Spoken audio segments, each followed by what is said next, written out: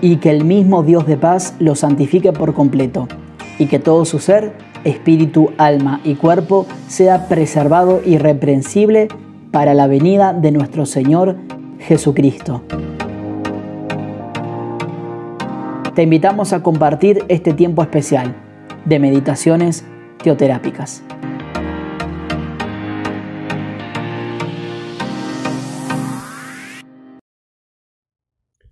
Hola, muy buenos días, hermosa y amada familia. Dios les bendiga mucho. Bueno, espero que se encuentren muy, pero muy bien. Y quería comenzar esta meditación teoterápica haciéndote una pregunta. ¿Has sentido alguna vez o en algún momento de tu vida que has estado entre la espada y la pared y has tenido que tomar una decisión? Tal vez te han confrontado con la realidad de lo que estás viviendo o de lo que estás pasando. ¿Cómo reaccionás cuando sos confrontado por Dios? Buenas preguntas para comenzar una mañana diferente y distinta. Mi nombre es Rubén Basset y junto con mi esposita Gisela estamos aquí en el Ministerio de San Miguel de Tucumán sirviéndoles al Señor. Y hoy vamos a ver un tema bastante interesante y que seguramente en algún momento te has sentido o has sentido esa situación en tu vida y tus reacciones tal vez no fueron las mejores. Tal vez tus reacciones fueron: me sacaron del lugar, me sacaron del contexto, o me escapé, o me cerré, o me encerré en mis propios pensamientos o en lo que yo creía que tenía que ser. Hace unos días atrás, junto con mi esposa, estábamos estudiando el Evangelio de San Juan y por allí en el capítulo 1 habla de Juan el Bautista. Y Juan el Bautista es una persona que, un mensajero de Dios, ¿sí?, que había sido escogido para anunciar la venida de Jesús, ¿sí? Su estilo de vida era único y siempre se destacó porque él habló con mucha autoridad. La gente se conmovía por esas palabras porque decía la verdad, pero también los desafiaba a algo: a dejar el pecado y a bautizarse en señal de arrepentimiento. Juan el Bautista cumplió su misión con la cual había sido delegada, ¿sí?, por Dios en esos momentos. Y la realidad de él, la tarea de él, era de llamar a esos hombres a que quiten esas barreras y hacer pasable el camino para ese rey que iba a entrar en sus corazones y en la vida de una nación. Un gran desafío tenía este muchachito por delante. Pero él también confrontaba, ¿sí? Confrontaba a tomar esas decisiones radicales, ¿sí? Que muchas veces suelen estar muy cimentadas o arraigadas en nuestras vidas, situaciones que hemos vivido y que no nos permiten realmente tomar la decisión correcta. Bueno, nada, como dije recién, ¿qué es confrontación? Bueno, yo me fui a buscarlo y dice que confrontar en español puede tener varios significados dependiendo del contexto en que se utilice, y alguno de los significados más comunes es poner en contraposición o comparar dos o más cosas para destacar sus diferencias o similitudes.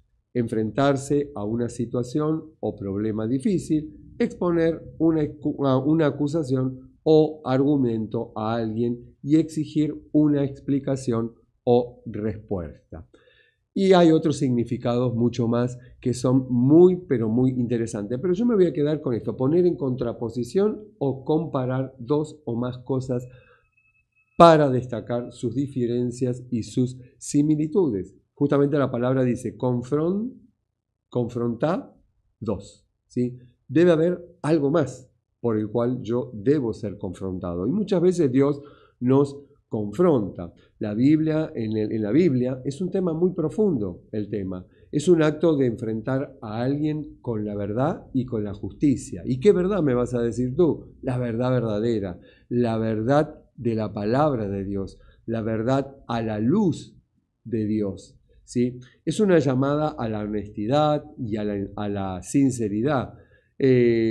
La confrontación debe ser en cada uno de nosotros, y hoy como hijos de Dios, un acto de amor y de misericordia para llamar a esa personita o a alguien a que abandone su error y su maldad, para guiar a la persona hacia la verdad y la rectitud. Es muy importante que tengamos bien claro este concepto de que muchas veces vamos a ser confrontados. Un pueblo fue confrontado, Israel, en cada vez que se trasladó por el desierto y todo el tiempo, aún cuando entró en tierra prometida, fue confrontado porque muchas veces seguía teniendo, yo digo, bueno, espero que no lo tomen a mal, esos cachivaches guardados en nuestra mente, y que muchas veces esos cachivaches no nos dejan ver la verdad verdadera y nos hacen desviar de ese camino que Dios ya marcó. Ahora la pregunta del millón, como hice recién, ¿cómo reaccionás cuando sos confrontado por Dios? En un enunciado que tengo dice, a través de la palabra de Dios podés ser redarguido, confrontado, podés ser a través de una prédica en la iglesia, a través de una conversación con tus líderes. Dios puede estar confrontándote y queriendo que veas con los ojos espirituales tu vida y no con los ojos del mundo. Debo tomar una decisión y una determinación.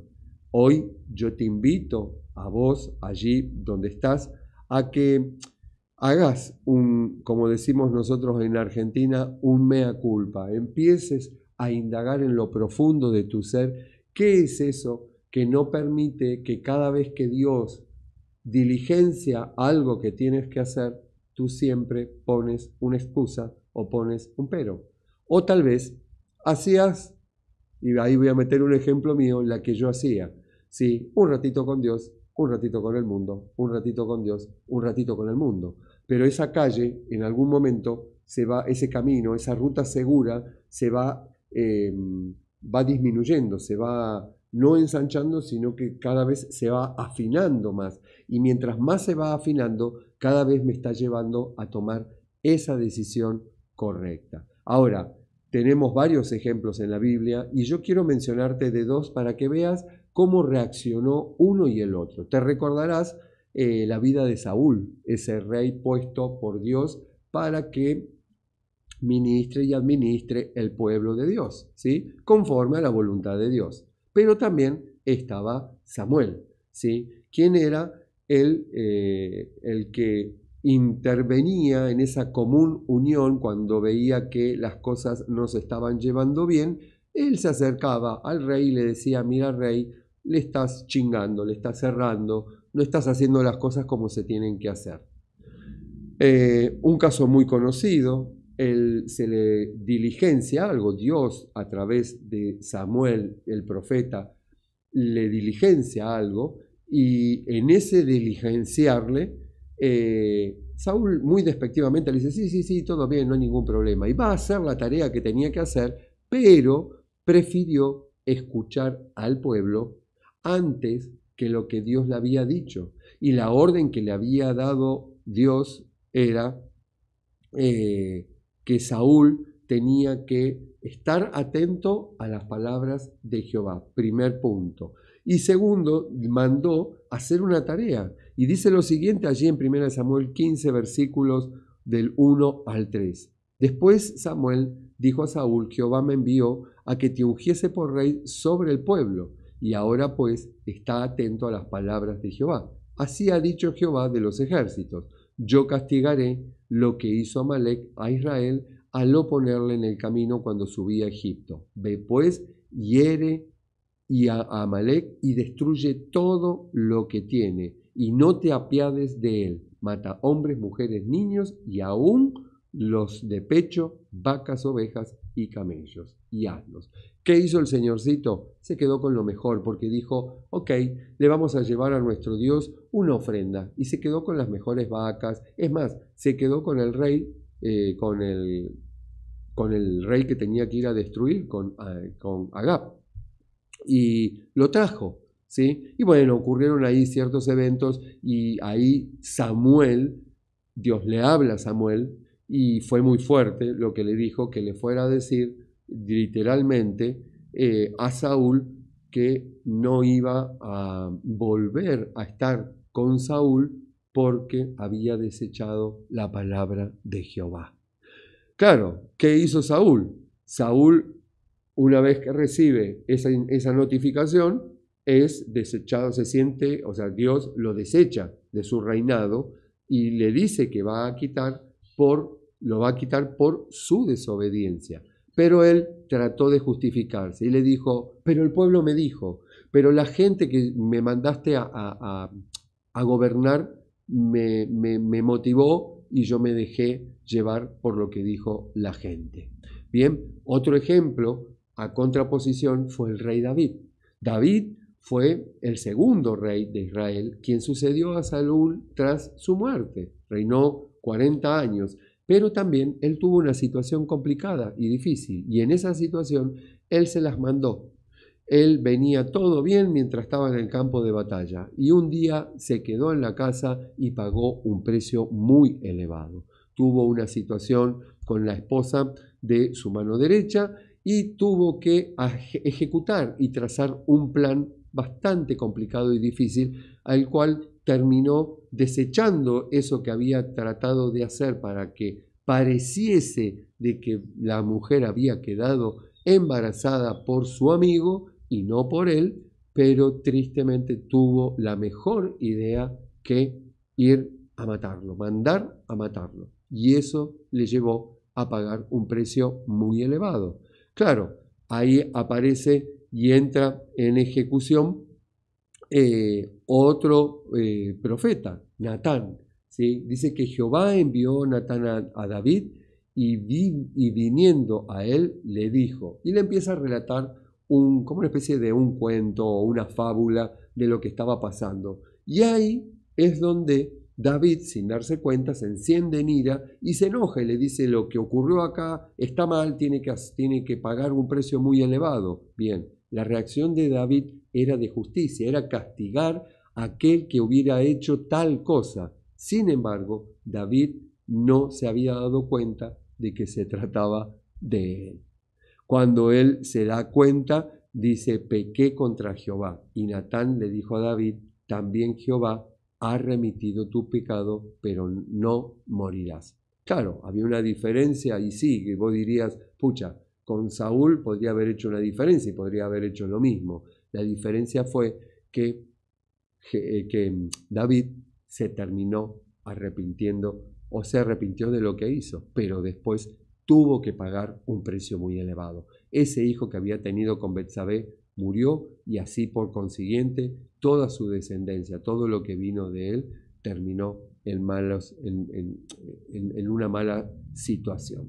Yo quiero motivarte con esto a que busquemos justamente que cada vez que seamos confrontados, y más hoy por hoy confrontados como hijos de Dios con la palabra de Dios, tengamos esa reacción que tuvo David. Tal vez no nos va a gustar lo que nos diga en un primer momento, pero sí que nuestro corazón esté preparado para definitivamente asumir ese error, arrepentirnos, como lo que veníamos diciendo de Juan el Bautista. Él vino a pedirle a la gente que se arrepienta y prepare su corazón y trate su corazón con el amor de Dios. Vamos a hacer una oración para cerrar este tiempito. Padre que estás en los cielos, yo quiero darte gracias definitivamente por todo lo que estás haciendo y por todo lo que vas a hacer.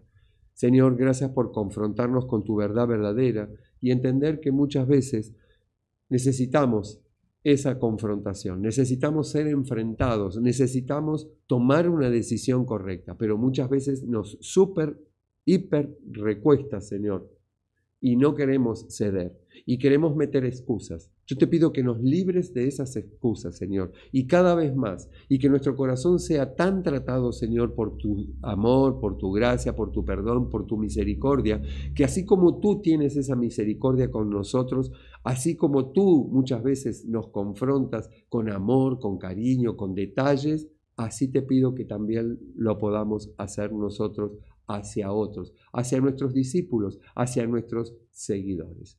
Gracias, papá, por este tiempo. Gracias por tu palabra, porque nunca vuelve vacía. Te damos gloria y honra a ti y quedamos en tus manos en este tiempo. En el precioso nombre de Jesús te hemos orado y por el poder de tu Santo Espíritu.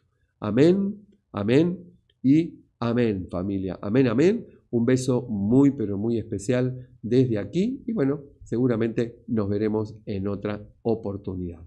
Chau, chau. Muchas gracias por acompañarnos. Te invitamos a participar del próximo encuentro de meditaciones teoterápicas.